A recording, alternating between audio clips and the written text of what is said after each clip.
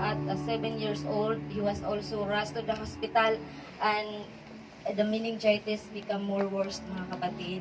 Hallelujah. And the doctor said that it has no cure. Hallelujah. It is only the medicine can give his life, the maintenance, mga kapatid. Hallelujah. And there's a lot of time, mga kapatid, that he was 50-50 in ICU. Hallelujah. But I was praying to God. I'm not serving God in that moment, mga kapatid, because I was a Catholic, mga kapatid. I don't know about Jesus a lot, mga kapatid. I know He is God, and hindi ko pa siya masyadong kilala. But I prayed and nag-ano ako sa kanya ng bagay yung nag-ano ako ng pangako sa Panginoon na sabi ko, kapag pagalingin mo ang aking kapatid, Panginoon, I don't need anything. Sabi ko, kahit hindi na ako mag-asawa, basta pagalingin mo lang siya. Kasi mahal na mahal ko ang aking kapatid.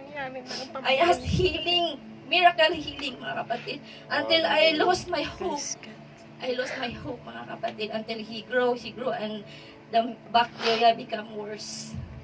But still, he is alive, mga kapatid. How many times that he is in the hospital? Maybe 10 times, mga kapatid. I was prayed and knelt down, mga kapatid, to the wrong gods. I knelt down in front of Mama Mary in the hospital. Every time he was rushed in the hospital, I asked miracle healing to God, mga kapatid. And I forget that, mga kapatid. Time to time, I forget that my yung pangako ko sa Panginoon na yan, I was broke, mga kapatid, and hopeless about my brother. But my prayer is continued. I pray about his guidance and protection and comfort, and I ask to God that He will live longer, mga kapatid, that I can be with Him. Especially, I am far from Him. Hallelujah. I am working here for 7 years. Hallelujah. And I always prayed for my brother, but since I'm serving God since 2020, my prayer about my brother is to comfort him and give him more long life. But in the month of July, August 2023, I fasted for him. I fasted for 1 month. I fasted miracle healing. I asked healing for my brother. I asked God, Lord, noon, ang laking tiwala ko sa'yo, napapagalingin mo ang aking kapatid, na hindi pa ako naglilingkod sa'yo. How much more now that I know you, that you can do everything, that for you nothing is impossible. Please give me a favor to give a miracle healing. But instead, mga kapatid, I had a dream 3 times that my brother wants to take a shower. He wants to take a bath. Hallelujah. But I always said, no, not this time in my dream. And after that, mga kapatid, my mother, I called her and I share about my dream, and he said to me that it is only also 3 times that he asked to be baptized, because he don't know, he is not normal, but when he was in the church, he clapped his hands and praised God. But even we don't know, the pastor said that he don't need to be baptized because he is like a child. He is not normal. But every time pastor said that who wants to be baptized, he raised his hands. Hallelujah. That he want to be baptized. And the 3rd time, I told my mother, ask the pastor to baptize him. And in the next week, my mother said, I called her and she said, it is a good news because he got baptized. Amen. And I was so happy and more continue praying for healing. And after his baptism, I had a dream that my brother's holding the Bible and preaching. And Hallelujah. I don't know what God wants what message of God to me. And after 1 week, after his baptism, he rushed to the hospital because he is in attack with the virus. And after 1 week in the hospital, I was prayed. 1 week, I fasted for him. I didn't sleep.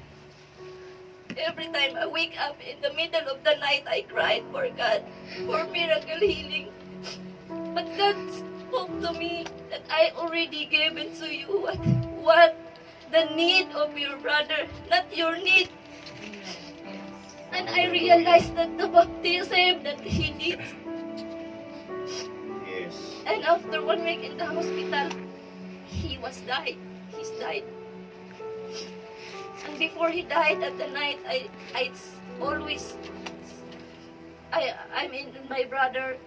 We are in video call. I'm praying and I'm singing for him. And I prayed to God a miracle healing. And he spoke to me that your brother will be healed. Tomorrow he will come home. And I'm happy and I don't know. I don't understand what God's mean. But after a minute, my sister called me and said he died. And I asked God, why?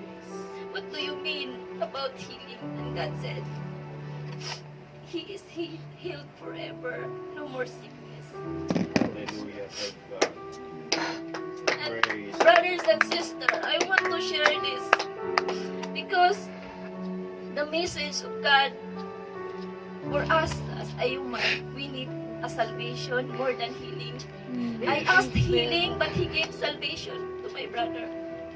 For anyone over here already heard the word of God, nasa puso mo nang maglingkod sa Panginoon, ano pang makapagpipigil sa iyo pag hindi ka magpabaptize?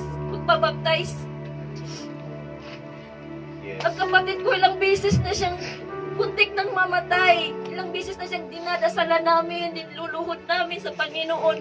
Pero bakit noon hindi siya kinuha ng Panginoon? Ang sabi ng doktor, wala na siyang pag-asang mabuhay. Wala na siyang pag-asang gagaling pa.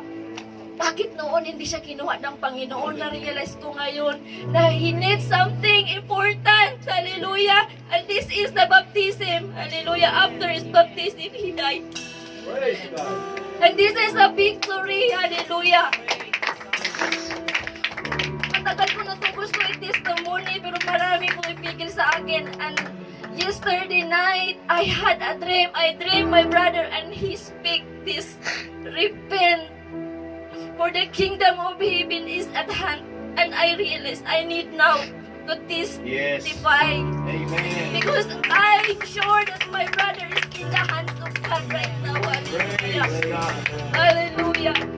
Mga kapatid, hallelujah. Napaka-importante ang baptism. Napaka-importante sa isang tao. Kahit sasabihin pa ng ibang tao na hindi na niya kailangan kasi wala siyang alam sa mundo. Siya ay hindi normal. Pero God showed us Hallelujah. kung gaano ka-importante ang baptism sa isang tao. Hallelujah. Praise the Lord. Purihin ang Panginoon. Hallelujah. Yan lang po mga